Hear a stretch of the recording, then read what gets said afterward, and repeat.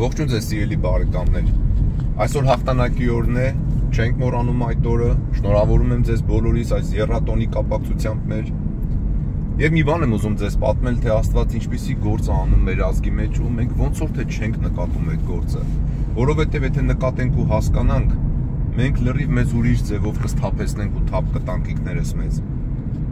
Խոսքը գնում է Ռայխստագում քոչարիի պարելուն։ Հլեկեք նայենք այդ երևույթին մի տեսանկյունից, որը մինչև հիմա մենք այդ տեսանկյունից ոնց որ թե չենք նայել։ Առնվազն ես չեմ լսել, որ ինչ-որ մեկը խոսի այդ մասին։ Առավոտյան, երբ որ նայում էի լուրերը, տեսնում էի Մոսկվայից հաղթական շքերթները, ռուսական Ռոսիա ալիքով խոսեցին հայերի հերոսական պոդվիգների մասին եւ ասեցին, որ իրենք Ռայխստագում քոչարի են ապրել։ Ես հասկացա, որ իրանց համար էլ է սա ինչ-որ երևույթ, ինչ-որ կարևոր անսովոր մի ստանդարտից դուրս մի բան ա եղել, էլի ասենք մի փոքրիկ ժողովուրդ, մի հերոսական ժողովուրդ,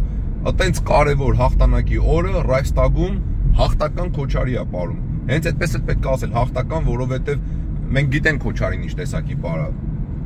Բայց տեսեք սիրելի ժողովուրդ, մի ազգ,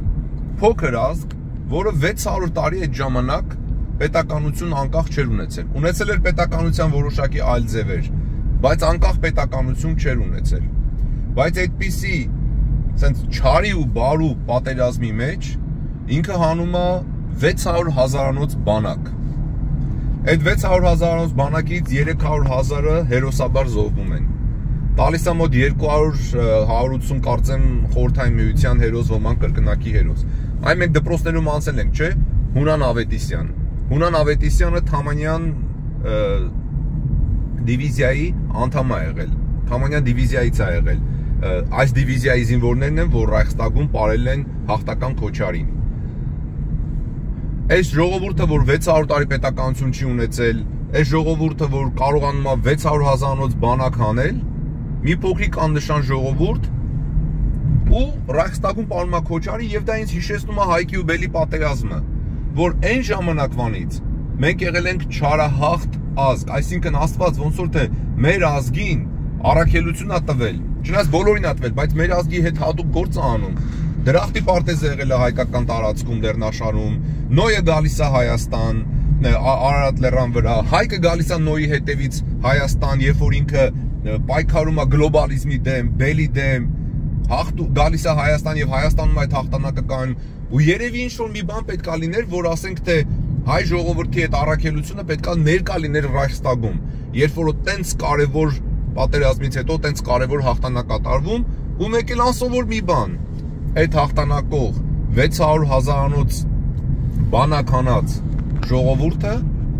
ինքը ասում է, որ ես էլ եմ ստեղ։ Աստված ինչ-որ մի ձևով ասում է, որ այս ազգը ստեղ է եւ Ռայխստագի բակում ապրում է հաղթական քոչարին։ Էլի այսպիսի պատմություն ներկա, գիտեք, որ նայում ենք նույնիսկ այս անցյալ 100 տարիների ընթացքում, զարմանում ես, թե Աստված ինչ գործ է անում մեր ազգում։ Առաջիկա ձայնագրություններից մեկում ես ձեզ կպատմեմ, թե Աստված ինչ գործ է անում մեր ազգի հետ Երուսաղեմում, քրիստոնեական ամենակարևոր սրբավայրում։ Բայց դա հաջորդ անգամ։ Ինչ ասելիքը, սիրելի ժողովուրդ։ Եկեք թափ տանք մեզ։ Աստված գործ անում մեր ազգի հետ, հրաժարվենք մեղքից, վերցնենք արդանք Աստվածաշունչը, ճանաչենք մեր Տեր Աստծուն Հիսուս Քրիստոսին։ Մենք հայ մարդիկս հատուկ առաքելություն ունենք այս երկրի վրա։ Եթե կատարենք այդ առաքելությունը, այն է ապրենք հավատարիմ մեր Աստծուն, չանենք կռապաշտություն, չընկնենք սնահավատությունների հետևից, սիրենք իրար, չատենք իրար, ապա մենք կունենանք նորանոր հաղթանակներ եւ այդ հաղթանակների տակ նորանոր ստորագրություններ։ Բայց եթե մենք փախնենք մեզ տրված առաքելությունից ու գնանք այնպես բաների հետևից, որ ասենք, այս ինչ ենք դարձել, խորովածը բերում ենք, պահով տույներով ենք բերում, էսա մեր մակարդակը, կամ թագավոր լինելուց լավ բան աշխարհը խալի է ոտի տակ, էսա մեր մակարդակը, կամ աշխարհը մերնա, էսա մեր մակարդակը։ Մենք սենց չենք կարող հաղթական դառնալ, կամ կռապաշտություն, կամ անաստվածություն, Քրիստոսի հետևից չգնալ, մենք սենց չենք կարող հաղթական ժողովուրդ դառնալ։ Մենք պետք է հրաժարվենք այս ցածր անմակարդակությունից, թափտանք մեզ, ձգենք մեր գոտիները, կանգնենք ու ասենք փառք քեզ Տեր Աստված մեր, Հիսուս Քրիստոս, Սուրբ Երրորդություն, դավանում ենք քեզ, հրաժարվում ենք մեղքից եւ լցվում ենք քեզ փառաբանելուն եւ իրար սիրելուն։ Այդպիսով Աստուծո շնորհը կգործի նորից մեր ազգի մեջ, շտկումներ կկատարի ամեն բոլոր բնակավարներում եւ մեզ կտրվեն նորանոր հաղթանակներ եւ հավիտենական կյանք։ Եվ մեր Տեր Աստծուն Հիսուս Քրիստոսին Հոր եւ Սուրբ Հոգու հետ միասին վայելե փառք, իշխանություն եւ պատիվ այժմ եւ միշտ եւ հավիտյանս հավիտենից ամեն։